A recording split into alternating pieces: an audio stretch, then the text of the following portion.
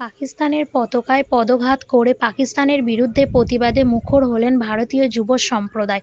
গত ২২ তারিখ ভূস্বর্গ কাশ্মীরের পহেলগাঁও এলাকায় ২৮ জন অসামরিক ব্যক্তি তথা নিরীহ পর্যটকদের ওপর গুলি চালিয়ে নির্মমভাবে হত্যা করার প্রতিবাদে আজ দুপুর মেমারি বামুনপাড়া মোড়ে হঠাৎ পাকিস্তানের বিরুদ্ধে প্রতিবাদে মুখর হয়ে ওঠা একদল যুবক।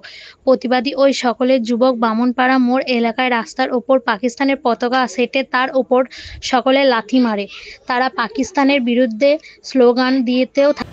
আমরা গত ২২ এপ্রিল যে পহেলগাঁওয়ে আতঙ্কবাদী হামলা ঘটেছে পাকিস্তানের মদতে, তার বিরুদ্ধে আমরা আজকে পাকিস্তানের পতাকার ওপর আমরা পা দিয়ে একটা পতাকাটাকে রাস্তায় বিছিয়েছি যাতে মানুষ পা দিয়ে ওটার উপর যেতে পারে, একটা প্রতিবাদ প্রদর্শন করেছি আমরা।